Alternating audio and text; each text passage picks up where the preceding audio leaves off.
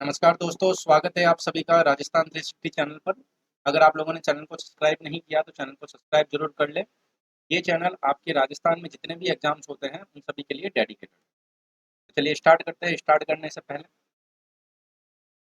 Regular classes के बारे में अगर मैं बात करूँ तो आपको रात्रि 9 बजे क्लासेज अवेलेबल होती हैं राजस्थान 360 चैनल पर। इसके अलावा जो है मॉर्निंग में आपको 7 बजे क्लास अवेलेबल होती है, स्पेशल क्लास।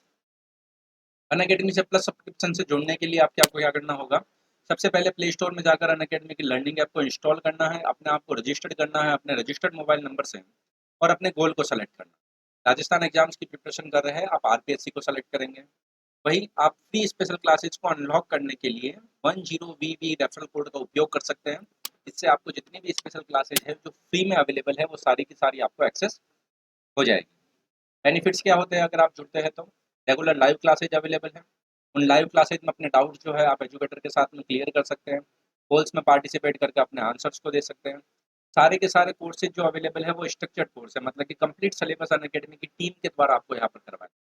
जितने भी एजुकेटर्स हैं उन सभी को आप अनलिमिटेड टाइम के लिए यहाँ पर एक्सेस कर सकते हैं और साथ ही आपकी प्रिपरेशन किस डायरेक्शन में चल रही है टाइम टू टाइम खुद को इवेल्युएट करने के लिए अनअकैडमी आपको यहाँ पर प्रोवाइड करवाता है लाइव टेस्ट और क्विजेज। मतलब कि अनलिमिटेड लाइव टेस्ट और क्विजेज मिलती है ताकि टाइम टू टाइम जो है आप अपने आप को इवेल्युएट कर सकें और अनलिमिटेड एक्सेस।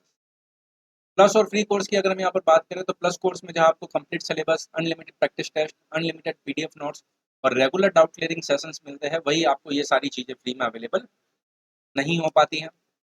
जो स्टूडेंट हाँ, आरएस की प्रिपरेशन कर रहे हैं उनके लिए अलग से यहाँ पर आंसर राइटिंग के सेशन और मेंटरशिप गाइडेंस प्रोग्राम्स आपको यहाँ पर अवेलेबल होंगे। साथ ही अगर हम यहाँ पर बात करें, इंडिया के टॉप एजुकेटर्स आपको यहाँ पर अवेलेबल होते हैं, जिनके साथ में अपने डाउट्स जो है आप क्लियर कर सकते हैं।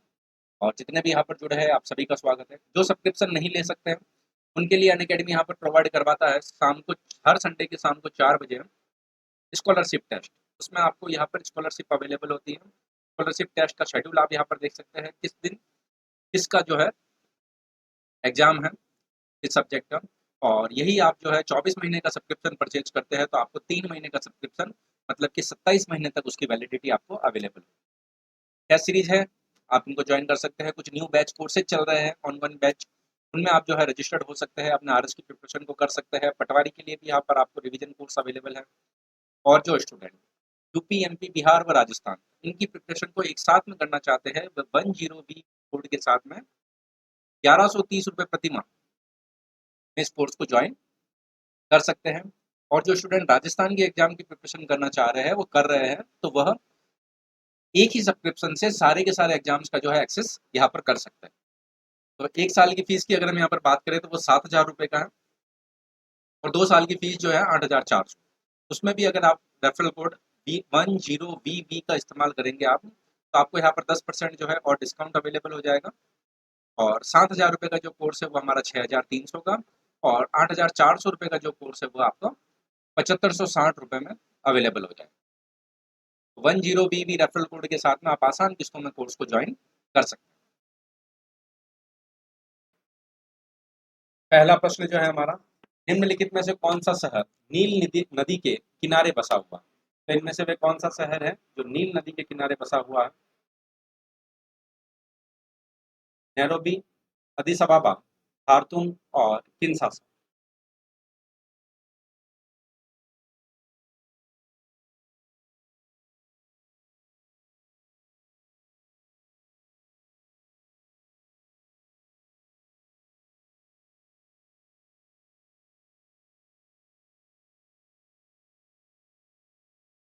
तो इनमें से वे नील नदी के किनारे बसा हुआ शहर की अगर हम यहाँ पर बात करें तो बिल्कुल खार्तूम शहर जो है नील नदी के किनारे बसा हुआ है। सी हमारा यहाँ पर सही आंसर होगा। और खार्तूम जो है यहाँ पर सूडान की राजधानी है। राजस्थान राज्य के किस प्रशासन संभाग का अपवाह तंत्र अरब सागर व बंगाल की खाड़ी में मिलने वाली नदियों का अंश है? अजमेर, उदयपुर, कोटा और जोधपुर।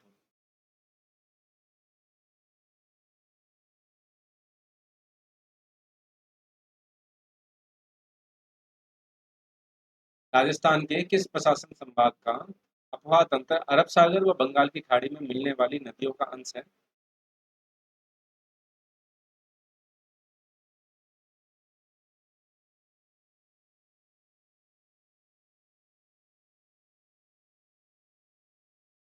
इसकी अगर हम यहाँ पर बात करें तो उदयपुर हमारा सही आंसर होगा, बिल्कुल बी जो आंसर दे रहे हैं सही आंसर दे रहे हैं। लूणी नदी का उद्गम होता है, तो लूणी नदी राजस्थान में किस जगह से उद्गमित होती है? अजमेर के नाग पहाड़ से, जयपुर की सेवर पहाड़ी से, कालका के समीप शिवालिक पहाड़ी से और उदयपुर के अरावली पहाड़ी से।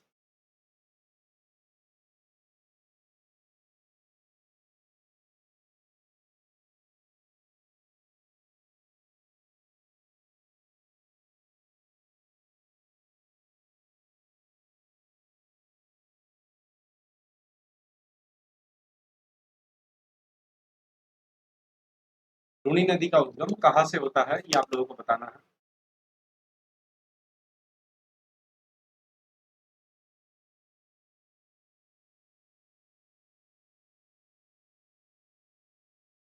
तो लूणी नदी का उद्गम अजमेर के नाग पहाड़ से होता है, ये हमारा यहाँ पर सही आंसर होगा। राज्य के पश्चिमी रेगिस्तान भाग में प्रवाहित होने वाली नदी है। राजस्थान के पश्चिमी रेगिस्तानी भाग में प्रवाहित होने वाली नदी जो है इनमें से कौन सी है? मोरेन, चेई, दागी, दाई और सागी।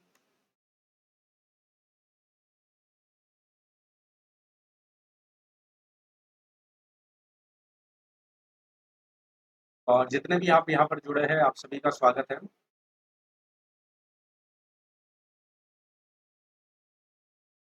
रेगिस्तानी भाग में प्रवाहित होने वाली नदी के बारे में पूछा जा रहा है आप लोगों से।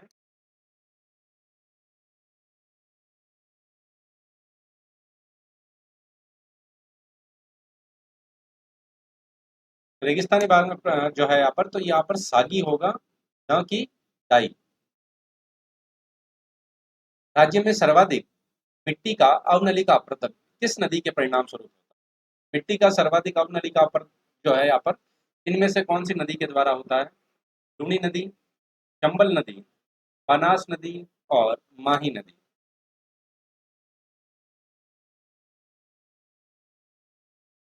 तो राज्य में सर्वाधिक मिट्टी का अवनलिका अपरदन किस नदी के द्वारा होता है?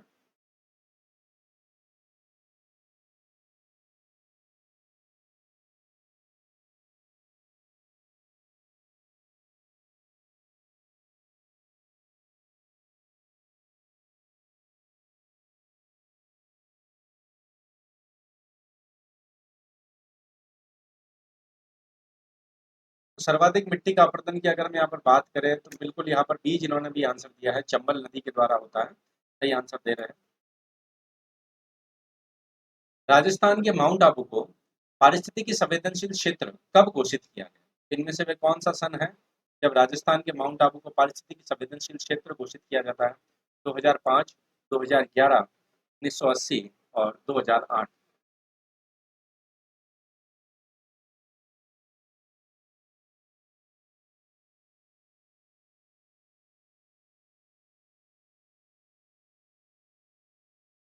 माउंट आबू को पारिस्थितिकी संवेदनशील क्षेत्र कब घोषित किया जाता है? तो माउंट आबू को यहाँ पर घोषित किया जाता है 2008 में, न कि 2011।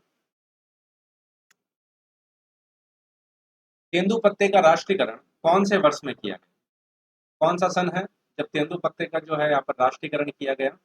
1967, 1964, 74, 1988 और सन 2000। तेंदुपत्ते का राष्ट्रीयकरण कौन से सन में किया जाता है, ये आप लोगों को बताना है।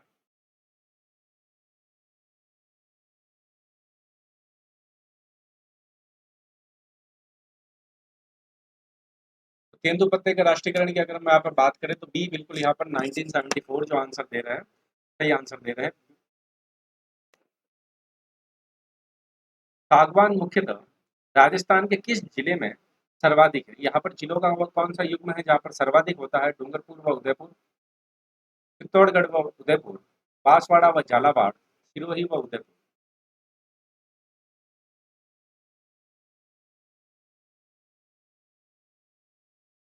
सागवान जो है मुख्य रूप से राजस्थान के किस जिले में सर्वाधिक होता है?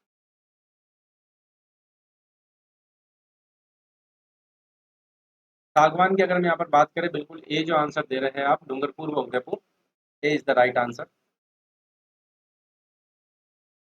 हृदय रोग के लिए निम्नलिखित में से कौन सी वनस्पति उपयुक्त है? हृदय रोग के लिए इनमें से आपको बताना है, काली मूसली, सालर, अर्जुन और शंखपुष्पी।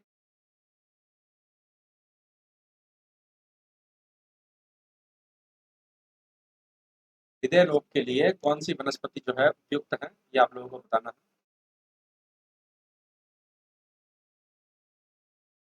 काली मूसली, सालर, अर्जुन और शंखपुष्पी। तो बिल्कुल अर्जुन यहाँ पे लोग जो है यहाँ पर आंसर दे रहे हैं, वो सही आंसर दे रहे हैं।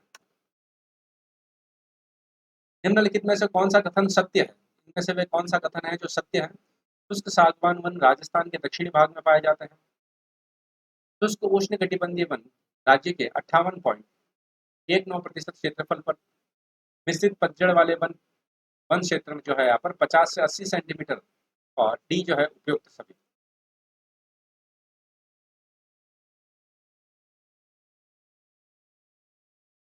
कौन सा स्टेटमेंट यहाँ पर सही है, ये आप लोगों से पूछा जा रहा है।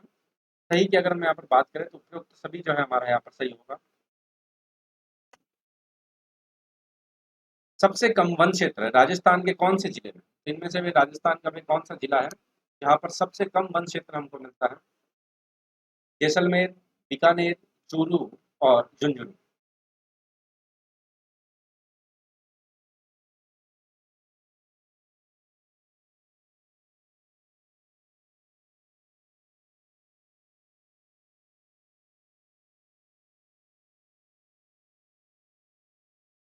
राजस्थान के कौन से जिले में सबसे कम वन क्षेत्र है? तो ये चूरू जिले में सबसे कम वन क्षेत्र है। सी हमारा यहाँ पर सही आंसर होगा। विश्व जैव विविधता दिवस कब मनाया जाता है? इनमें से वह कौन सा सन है, मतलब कौन सी तिथि है जब विश्व जैव विविधता दिवस का जो है यहाँ पर मनाया जाता है? 22 अप्रैल, 28 जनवरी, 15 फरवरी और 22 मई।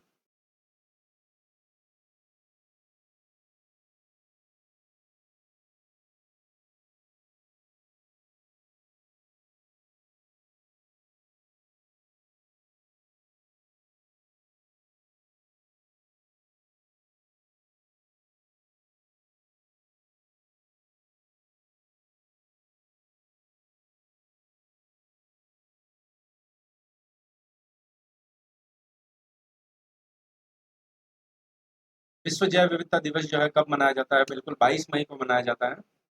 22 मई को प्रत्येक वर्ष विश्व जैव विविधता दिवस मनाया जाता है। कौन से स्टेटमेंट सही है? सही स्टेटमेंट के बारे में आपको चुनना है। वन भूमि को बांधे रखते हैं, वन बाढ़ को नियंत्रित कर मिट्टी के कटाव को रोकते हैं, वायु के बहाव को नियंत्रित करते हैं, और वन वायु के वायु को प्रदूषण रहित व स्वच्छ रखते हैं। वन मानव जीवन के लिए बेहद उपयोगी।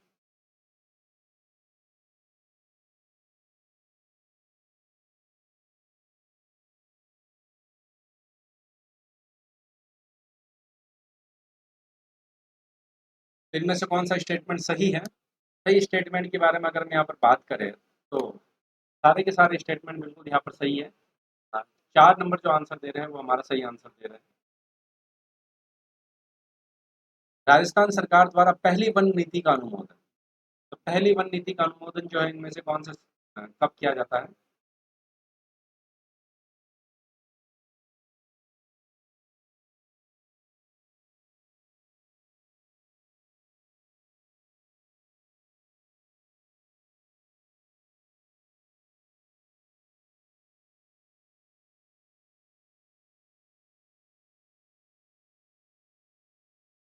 राजस्थान सरकार के द्वारा पहली वन नीति का अनुमोदन फरवरी 2010 में। बिल्कुल डी जो आंसर दे रहे हैं आप सभी सही आंसर दे रहे हैं। राजस्थान में वन मंडलों की संख्या कितनी? 8, 10, 12 और 14।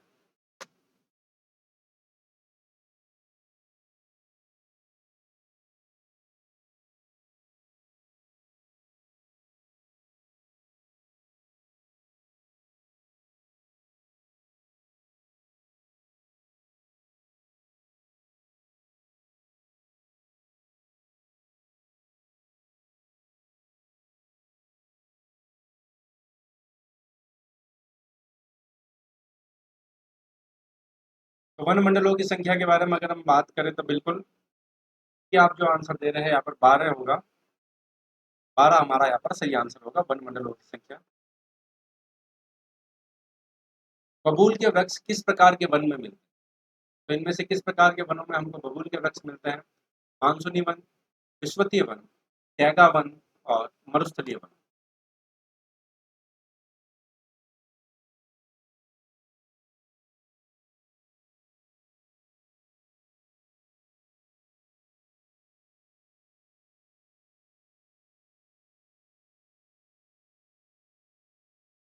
तो बबूल के वनों की अगर हम यहाँ पर बात करें तो बबूल के वृक्ष जो है मरुस्थलीय वन है, आप लोगों को पता है। कटीले वन मिलते हैं जो हमारे राजस्थान में मिलते हैं हमको। निम्नलिखित में से कौन सी राजस्थान की सुगंधित घास जिसे पशु नहीं खाते? तो राजस्थान की वह कौन सी सुगंधित घास है जिसे पशु नहीं खाते हैं? मोतियो, सुकड़ी, उपरोक्त दोनों और सेवण।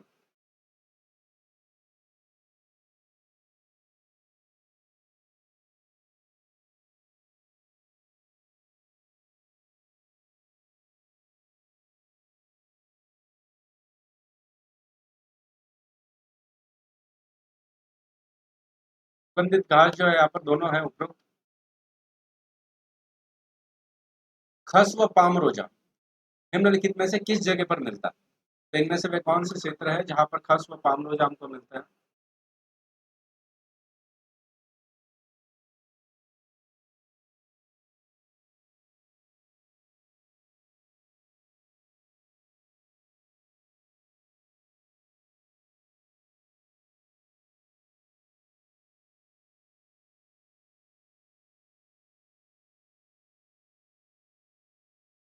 तो खस व पामरोजा हमको मिलता है भरतपुर में। ई हमारा यहाँ पर सही आंसर हो जाएगा भरतपुर। रोहिड़ा नामक वृक्ष निम्नलिखित में से कहाँ बहुतायत में पाया जाता है? तो इनमें से वे कौन सा क्षेत्र है जहाँ पर रोहुड़ा हमको बहुतायत में मिलता है? पश्चिमी राजस्थान, दक्षिणी राजस्थान, पूर्वी राजस्थान और उत्तरी राजस्थान।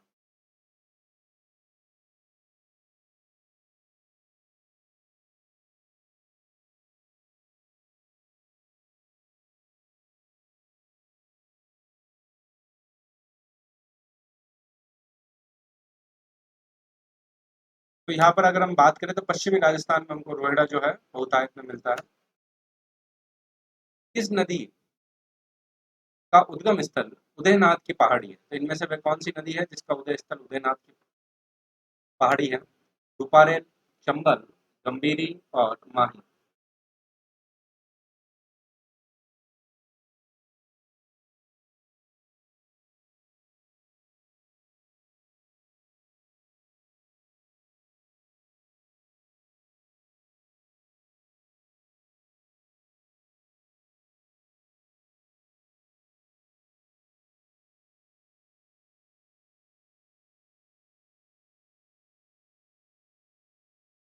किस नदी का उद्गम स्थल जो है यहाँ पर उदयनाथ की पहाड़ी है, ये आप लोगों को बताना है। तो यहाँ पर रूपारेल, बिल्कुल ए हमारा यहाँ पर सही आंसर हो जाएगा, रूपारेल।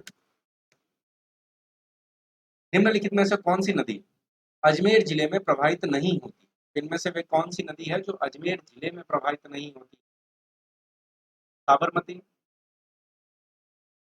ताबी, बनास और माही। ये प्रश्न ही हमारा जो है इसको नहीं लेते हम।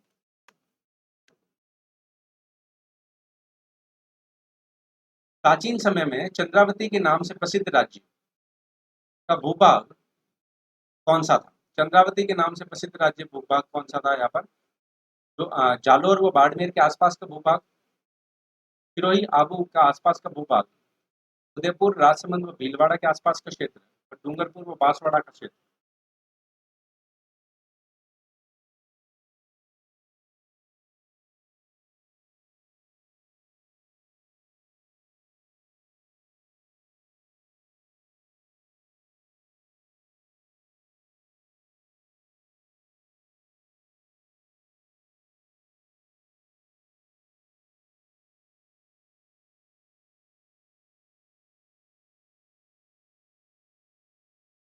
प्राचीन काल में चंद्रावती के नाम से प्रसिद्ध की अगर हम यहाँ पर बात करें तो सिरोही व आबू के आसपास का क्षेत्र होगा। अलवर को किस अन्य उपनाम से जानते हैं?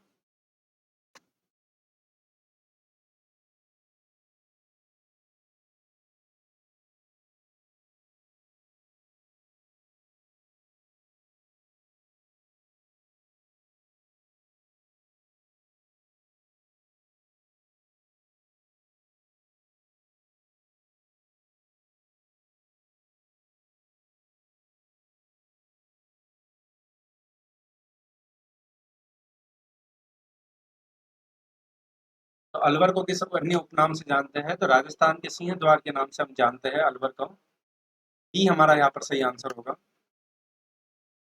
निम्नलिखित में से कौन सा सुमेलित नहीं है? तो इनमें से वे कौन सा है जो सुमेलित नहीं है? टनकपुर हजारों खंभों का शहर, उदयपुर पूर्व का वेनिस, डी जल महलों की नगरी, जोधपुर स्वर्ण नगरी।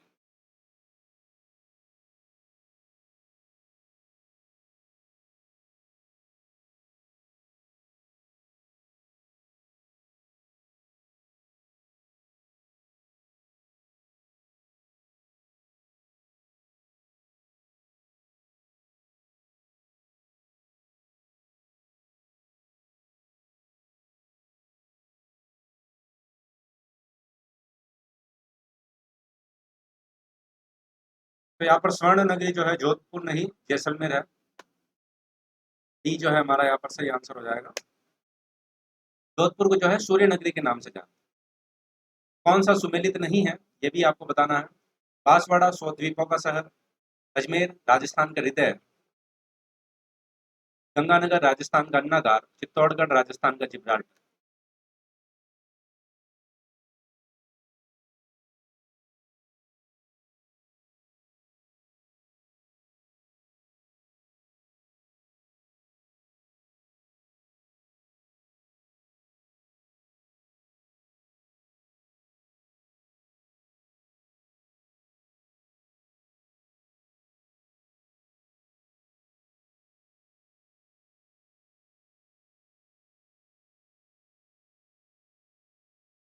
तो सुमेलित नहीं की अगर हम यहाँ पर बात करें तो चित्तौड़ जो है राजस्थान का जिब्राल्टर।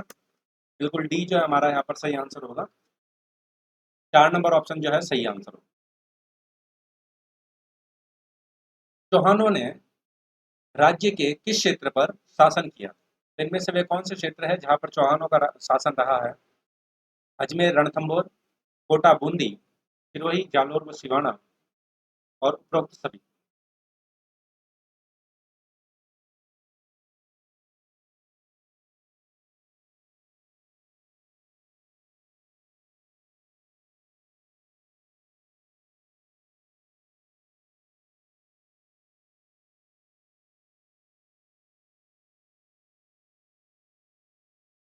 तो चौहानों ने राज्य के किस क्षेत्र पर शासन किया? चौहानों के द्वारा शासन की अगर हम यहाँ पर बात करें तो ये सभी जगह शासन करते हैं। यहाँ पर जितने भी दे रखे 1 2 3, बट बिल्कुल डी जो है हमारा यहाँ पर सही आंसर होगा, सभी जगह शासन करते हैं। धौलपुर रियासत पर किनका शासन था? तो इनमें से वे कौन है जिनका धौलपुर रियासत पर शासन था? कछवाहा वंश, जाट वंश, यादव वंश और भाटी वंश।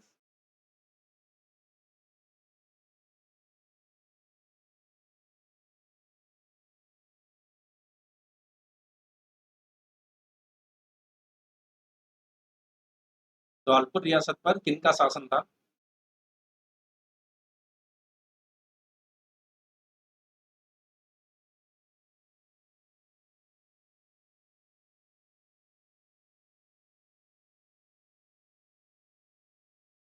धौलपुर रियासत पर अगर शासन की अगर हम यहाँ पर बात करें, बिल्कुल आप सही आंसर दे रहे हैं, जाट वंश का शासन था।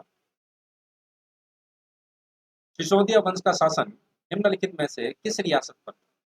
इनमें से वे कौन सी रियासत है जिस पर सिसोदिया वंश का शासन था?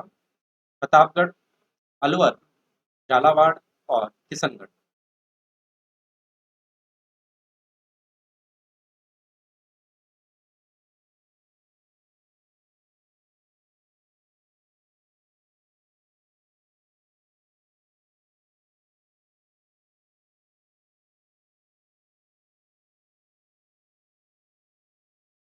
तो सिसोदिया वंश का शासन की अगर हम यहाँ पर बात करें तो प्रतापगढ़ पे था। ये हमारा यहाँ पर सही आंसर हो जाएगा। अहिछत्रपुर का वर्तमान नाम क्या है? अहिछत्रपुर का वर्तमान नाम इनमें से क्या है? बीकानेर, जयपुर, नागौर और तारागढ़।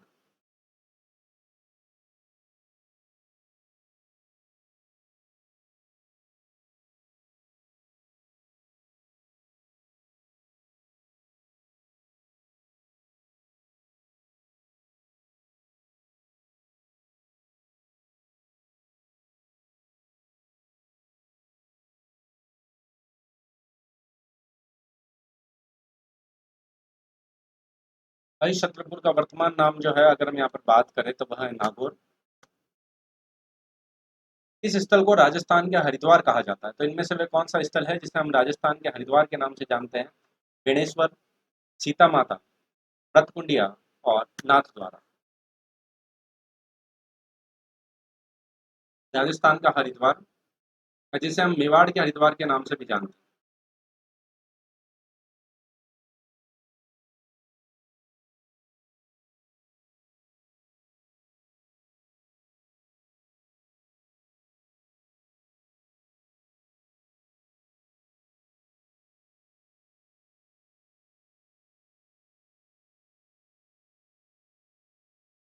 तो राजस्थान का हरिद्वार जो है इनमें से किसे कहा जाता है? तो बिल्कुल रतकुंडिया जो है हमारा यहाँ पर सही आंसर होगा।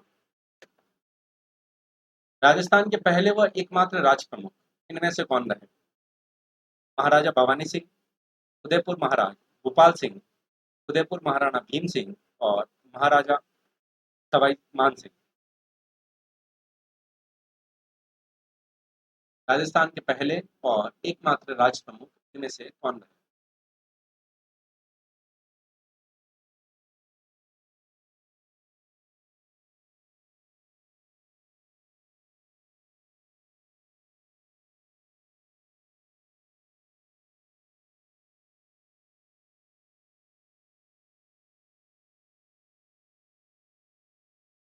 तो राजस्थान के पहले व एकमात्र राज प्रमुख की अगर मैं यहाँ पर बात करें तो जयपुर महाराजा सवाई मान सिंह रहे। राजस्थान का पहला राज्यपाल, तो इनमें से वे कौन थे जो राजस्थान के पहले राज्यपाल रहे? सरदारा सिंह, सरदार गुरुमुख निहाल सिंह, सरदार जोगिंदर सिंह और श्री दरबार सिंह।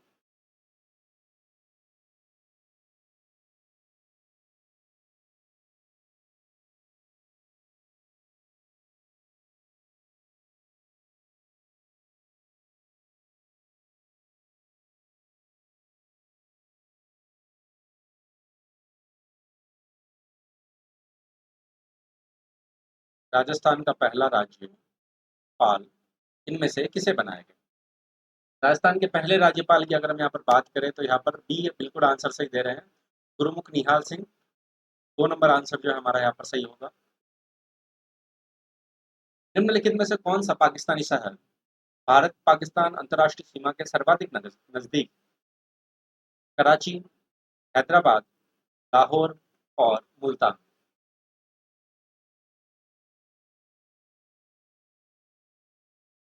कौन सा पाकिस्तानी शहर जो है भारत पाकिस्तान अंतर्राष्ट्रीय सीमा के सर्वाधिक निकट है?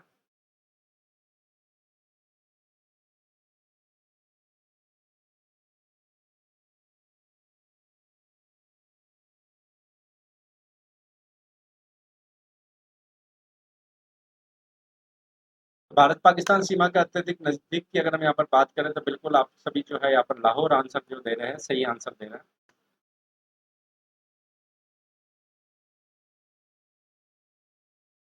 अब यहाँ पर ये बताना है इनमें से कौन सा पाकिस्तानी शहर राजस्थान की अंतर्राष्ट्रीय सीमा से सर्वाधिक नजदीक है। पहले तो भारत की बात हो गई, अब राजस्थान से जो है राजस्थान और पाकिस्तान जो अंतर्राष्ट्रीय सीमा साझा करते हैं 1070 किलोमीटर की, उनमें से जो है सबसे नजदीक शहर कौन सा है? लाहौर, इस्लामाबाद, कराची और जैकोबाबाद। तो इनमें से कौन सा पाकिस्तानी शहर है जो राजस्थान की अंतर्राष्ट्रीय सीमा के सर्वाधिक निकट है?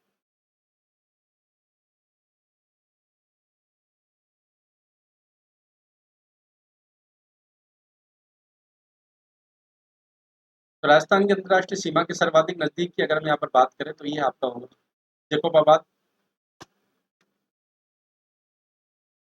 राजस्थान के उन जिलों की संख्या कितनी है जिनकी सीमा न तो किसी राज्य से मिलती है और ना ही किसी देश से? वह कितने जिले हैं हमारे राजस्थान में? 5, 6, 7 व 8। और जो भी यहाँ पर जुड़े हैं आप सभी का जो है बहुत बहुत स्वागत है। रेगुलर क्लास की अगर मैं बात करूँ तो आपको क्लास अवेलेबल होती है रात्रि 9 बजे राजस्थान 360 चैनल पर।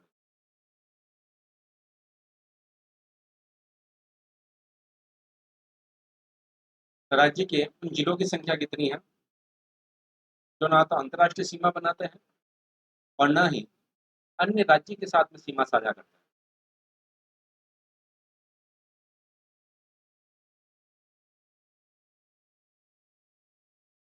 तो वो है हमारा 4 नंबर, बिल्कुल डी जो आंसर दे रहे हैं। यहाँ पर 8 जिले ऐसे हैं जो ना अंतर्राष्ट्रीय सीमा बनाते हैं, मतलब ना पाकिस्तान के साथ सीमा बनाते हैं और ना ही किसी अन्य राज्य के साथ सीमा बनाते हैं।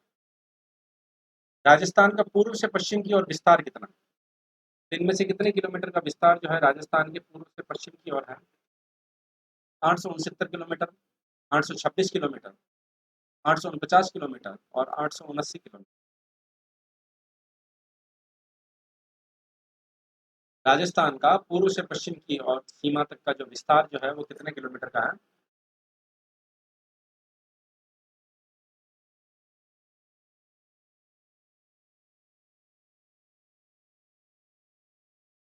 राजस्थान का पूर्व से पश्चिम की ओर सीमा की विस्तार की अगर हम यहाँ पर बात करें, बिल्कुल ए जो आंसर दे रहे हैं आप, 869 किलोमीटर, ए हमारा सही होगा।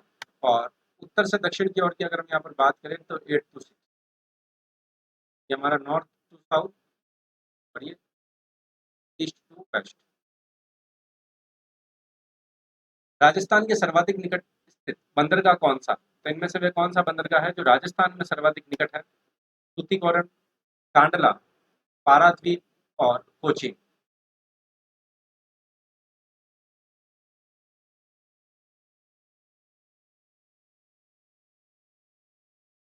तो राजस्थान के सर्वाधिक निकट स्थित बंदरगाह इनमें से कौन सा है, ये आप लोगों को बताना है।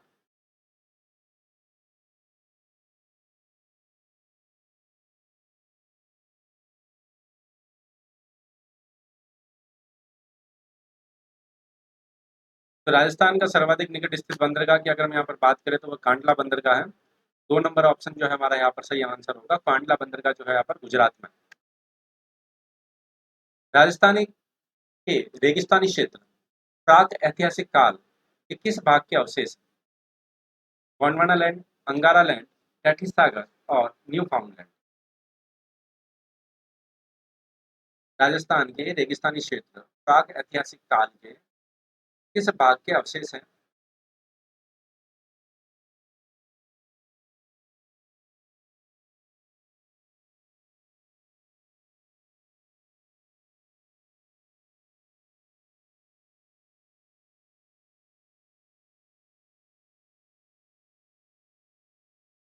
तो राजस्थान के रेगिस्तानी क्षेत्र में प्राक ऐतिहासिक काल में जो है यहाँ पर किस भाग के अवशेष हैं? तो कैथी सागर के अवशेष, बिल्कुल 3 नंबर ऑप्शन जो है हमारा यहाँ पर सही आंसर होगा। राजस्थान में वाटर सफारी से संबंधित नदी, तो इनमें से वे कौन सी नदी है जो वाटर सफारी से संबंधित है? लूनी, चंबल, माही और बनास।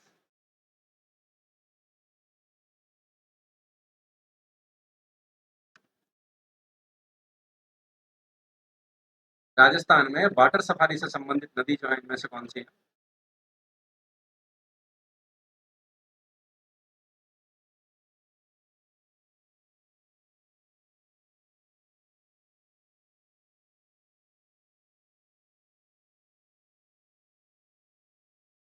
वाटर सफारी से संबंधित नदी की अगर हम यहाँ पर बात करें तो ये चंबल नदी है। डी हमारा यहाँ पर सही आंसर होगा। निम्नलिखित में से कौन सी नदी अरब सागरीय प्रवाह क्रम का अंग है? तो इनमें से वे कौन सी नदी है जो अरब सागरीय प्रवाह क्रम का अंग है? बाणगंगा, माही, चंबल और लूनी।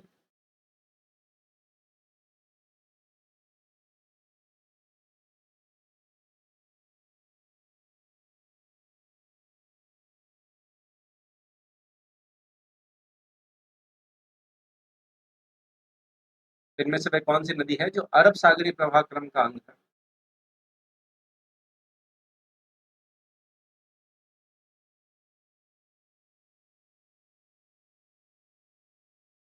तो अरब सागर की अगर हम यहाँ पर बात करें तो बिल्कुल माही नदी जो आंसर दे रहे हैं वो सही आंसर होगा।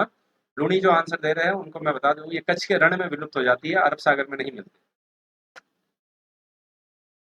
निम्नलिखित में से सबसे बड़ा जल ग्रहण क्षेत्र किस नदी का?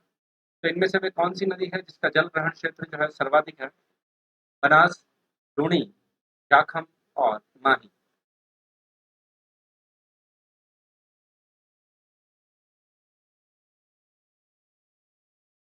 तो निम्नलिखित में से सबसे बड़ा जल ग्रहण क्षेत्र किस नदी का?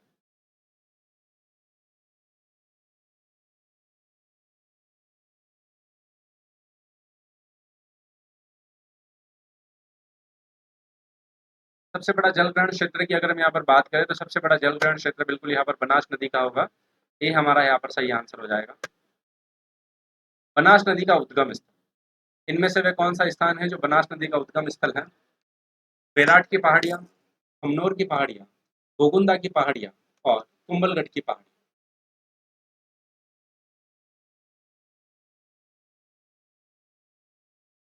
बनास नदी का उद्गम स्थल बताना है आप लोगों को।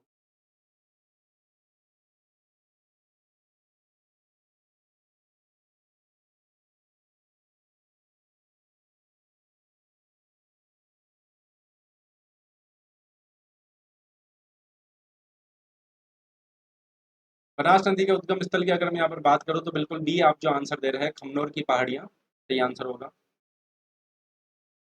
राजस्थान में चंबल नदी का प्रवेश सबसे पहले कौन से जिले में होता है? तो राजस्थान का वह कौन सा जिला है जहाँ पर सबसे पहले चंबल नदी प्रवेश करती है? चित्तौड़गढ़, बांसवाड़ा, झालावाड़ और कोटा।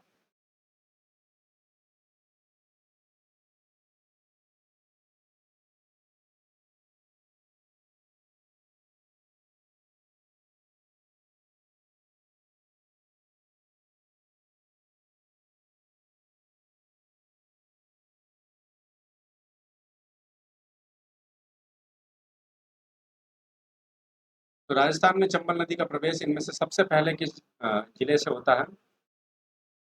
सबसे पहले प्रवेश की अगर मैं बात करूँ तो वो चित्तौड़गढ़ जिले से होता है। राजस्थान में स्थित जलप्रपात, तो इनमें से वे कौन सा जलप्रपात है जो हमारे राजस्थान में स्थित है?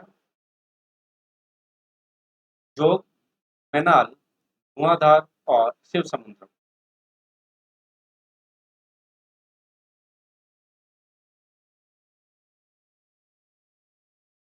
राजस्थान में स्थित जलप्रपात के बारे में आप लोगों से पूछा गया है। जोग जलप्रपात, मैनाल जलप्रपात, धुआंधार जलप्रपात और शिव समुद्रम जलप्रपात। तो यहाँ पर मैनाल जलप्रपात जो है हमारा यहाँ पर सही आंसर होगा। बांकली बांध जालोर किस नदी पर बनाया गया है? तो बांकली बांध जालोर जो है इनमें से कौन सी नदी पर बनाया गया है? जवाई, खारी, कुकड़ी और बाड़ी। जितने भी यहाँ पर जुड़े हैं आप सभी का स्वागत है। नमस्कार। तो बांकली बांध जालोर जो में जो है स्थित है, ये आप लोगों को बताना है कौन सी नदी पर है। खारी नदी पर, जवाई नदी पर, पांडी नदी पर और सुकड़ी नदी पर। तो इसकी अगर मैं यहाँ पर बात करें तो बिल्कुल सुकड़ी नदी पर, डी हमारा यहाँ पर सही आंसर होगा।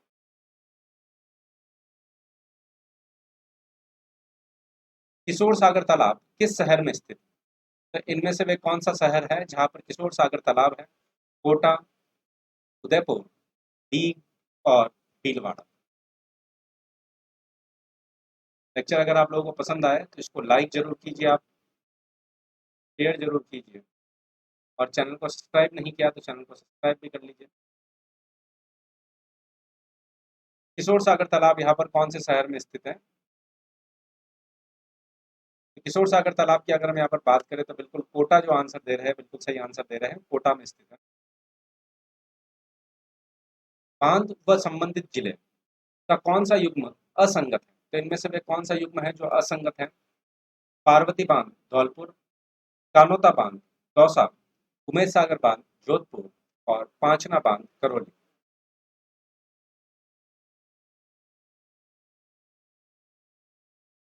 बांध व संबंधित जिले का जो युग्म है यहाँ पर कौन सा असंगत है, ये आप लोगों को बताना है। तो असंगत की अगर हम यहाँ पर बात करें तो असंगत बांध जो है हमारा यहाँ पर कानोता बांध दौसा नहीं होकर कानोता बांध जयपुर में। कौन सा जोड़ा गलत है? तो इनमें से वे कौन सा जोड़ा है जो गलत है? चिल्का झील उड़ीसा, पचपदरा, बालोतरा, लूणकरणसर, उचामण और सांबर झील जयपुर। पचपदरा को जो है इस प्रकार से भी लिखा जाता है,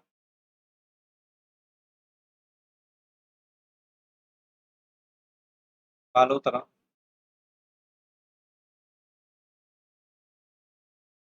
तो इनमें से कौन सा जोड़ा जो है यहाँ पर गलत है, गलत के बारे में आप लोगों से पूछा गया है, ये आपको बताना है। तो गलत जोड़े की अगर हम यहाँ पर बात करें तो बिल्कुल लूणकरण कुचामन में नहीं, बीकानेर में है। ये जो है हमारा यहाँ पर सही आंसर होगा। विश्व में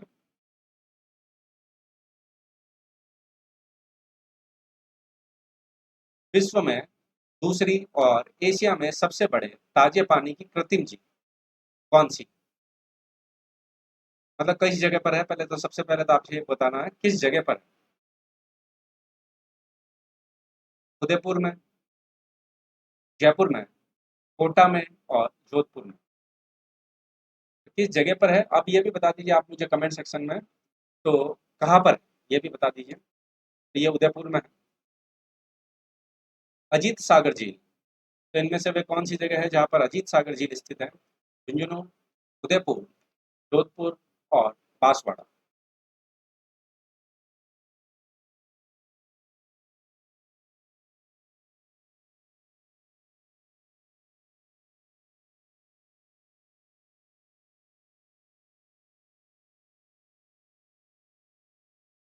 अजीत सागर झील राजस्थान के कौन से जिले में स्थित है?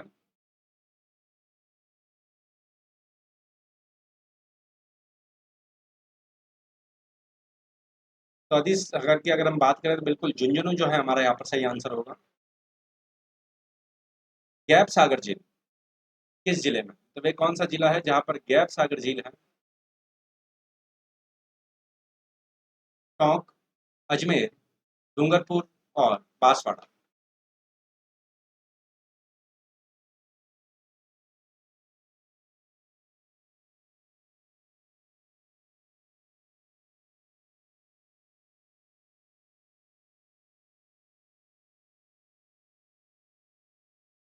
गैप सागर झील जो है किस जगह में, किस जिले में स्थित है? तो गैप सागर जो है हमारे यहाँ पर बिल्कुल डूंगरपुर जो आंसर दे रहे हैं, सभी सही आंसर दे रहे हैं। जैसलमेर में स्थित गजरूप सागर झील का निर्माण किसके द्वारा करवाया गया? तो जैसलमेर में स्थित यहाँ पर गजरूप सागर झील है, उसका निर्माण किसके द्वारा करवाया जाता है?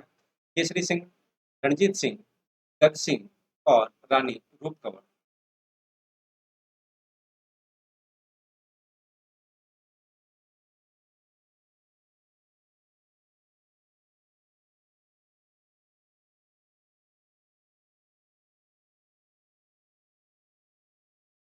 गजरूप सागर झील का निर्माण जो जैसलमेर में स्थित है उसका निर्माण किसके द्वारा करवाया जाता है? तो गजरूप सागर झील का निर्माण बिल्कुल यहाँ पर ए सही आंसर है, केसरी सिंह जी के द्वारा करवाया जाता है। कनक सागर नाम से कौन सी झील प्रसिद्ध है? तो इनमें से वे कौन सी झील है जो कनक सागर के नाम से प्रसिद्ध है? मानसरोवर झील, कोलायत झील, दुगारी झील और फॉय सागर झील।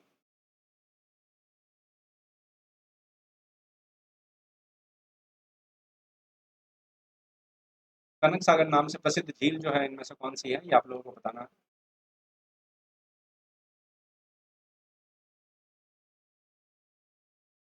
तो दुगारी झील है, सी हमारा यहाँ पर सही आंसर होगा। जयसमंद झील के सबसे 7 टापुओं में से सबसे छोटे टापू का नाम क्या है? बाबा का भागड़ा, हीलू, देवरू और प्यारी।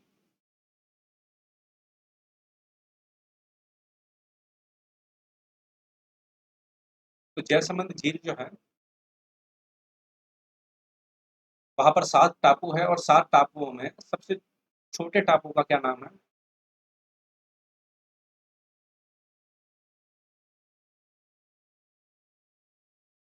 बाबा का भागड़ा, हीलू, देवरू और प्यारी।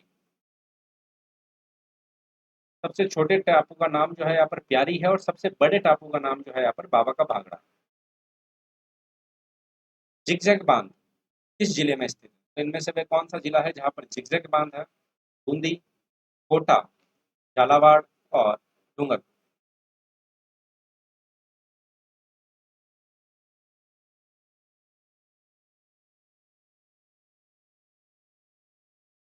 जिगजैग बांध जो है राजस्थान के कौन से जिले में स्थित है?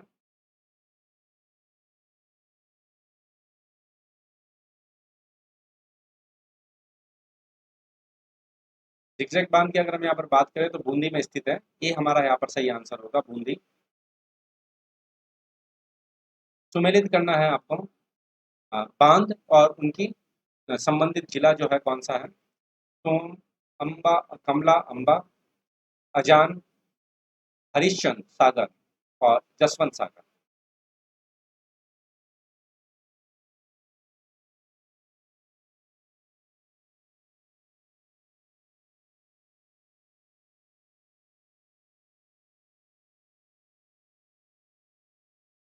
बिल्कुल यहाँ पर सी हमारा यहाँ पर सही आंसर होगा। बिल्कुल सी जिन्होंने भी आंसर दिया है सही है। किस नदी का उद्गम स्थल उदयनाथ की पहाड़ी है? तो ये हमारा प्रश्न हो गया था अभी, लेकिन फिर भी आप कमेंट सेक्शन में आंसर दे दीजिए, देखते हैं कितने सही आंसर दे पाते हैं। किस नदी का उद्गम स्थल उदयनाथ की पहाड़ी है? रूपारेल, चंबल, गंभीरी और माही।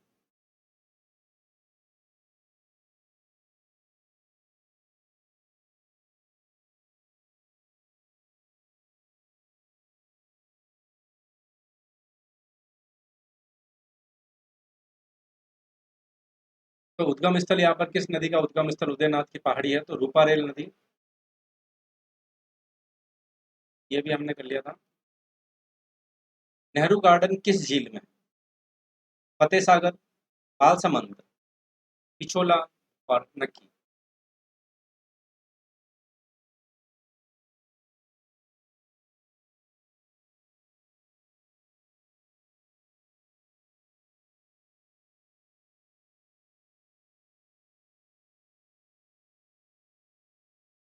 नेहरू गार्डन इनमें से कौन सी झील में स्थित है?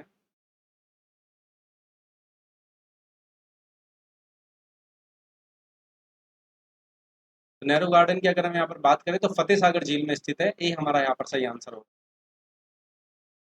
छापरवाड़ा झील का संबंध जयपुर से है, तो ताल छापर झील का संबंध किस जिले से? ताल छापर झील जो है इनमें से कौन से जिले में स्थित है, ये आप लोगों को बतानी है। जब छापरवाड़ा झील का संबंध जयपुर से है, तो ताल छापर झील का संबंध इनमें से किससे? चूरू से, झुंझुनू से, टोंक से और पाली से।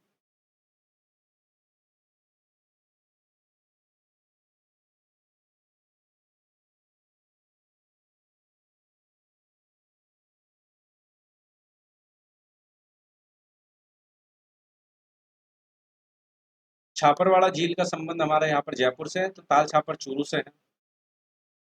राजस्थान की किस झील का तला समुद्र तल से नीचा है? तो इनमें से वह कौन सी झील है जिसका तला समुद्र तल से नीचा है? आना सागर, फतेह सागर, जयसमंद और सांभर।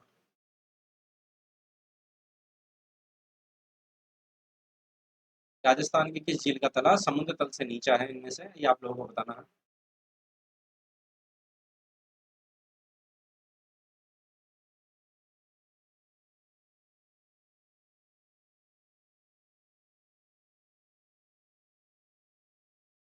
तो राजस्थान की अगर हम यहाँ पर बात करें तो राजस्थान की सांबर झील का तला जो है यहाँ पर इसके नीचे है समुद्र तल से। जवाई नदी लूनी की प्रमुख सहायक नदी है, वह लूनी नदी में किस ओर से मिलती है? जवाई नदी लूनी की प्रमुख सहायक नदी है, वह लूनी नदी में किस ओर से मिलती है? दाई ओर से, बाई ओर से, उत्तर दिशा से और दक्षिण दिशा से।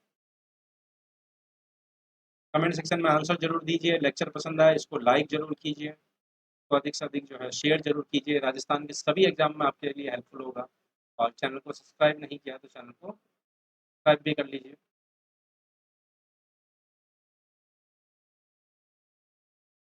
तो जवाई नदी जो है यहाँ पर लूनी नदी की प्रमुख सहायक नदी है, और ये कहाँ से मिलती है? तो ये बाई ओर से मिलती है। बिल्कुल डी हमारा यहाँ पर सही आंसर होगा, लेफ्ट हैंड साइड से मिलती है। चंबल नदी की सहायक नदियों में से कौन सी चंबल में सर्वप्रथम मिलती है? चंबल में सर्व सबसे पहले मिलने वाली नदी जो है इनमें से कौन सी है?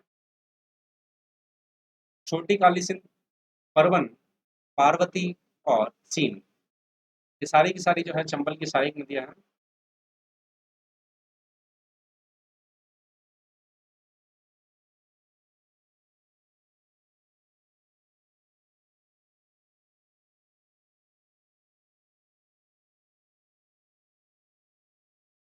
तो यहाँ पर छोटी काली सिंध जो है हमारा यहाँ पर सही आंसर होगा। निम्नलिखित में से गोगुंदा के पठार से बहने वाली नदी, तो वह कौन सी नदी है जो गोकुंदा के पठार से बहती है? चंबल, बनास, माही और कोठारी।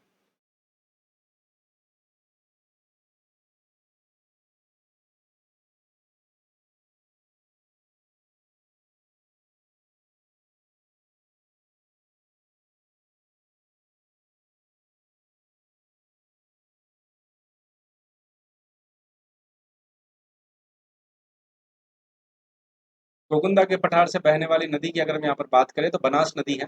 डी हमारा यहाँ पर सही आंसर होगा। तो उम्मीद करता हूँ आप लोगों को लेक्चर पसंद आया होगा। लेक्चर पसंद आए तो लाइक और शेयर जरूर कीजिए। जब भी अनअकैडमी का हिस्सा बने 1G0BB रेफरल कोड का यूज कर सकते हैं। फ्री स्पेशल क्लासेस भी आप जो है इस रेफरल कोड का उपयोग करके आप देख सकते हैं। लेक्चर पसंद आए तो इसको लाइक कीजिए, इसको शेयर कीजिए और अधिक से अधिक जो है शेयर कीजिए। अधिक और जो है चैनल को सब्सक्राइब नहीं किया तो चैनल को सब्सक्राइब कीजिए और बेल आइकन को प्रेस करेंगे तो आपको रेगुलर नोटिफिकेशन भी मिलते रहेंगे। तो thank you so much, thanks a lot, bye, take care.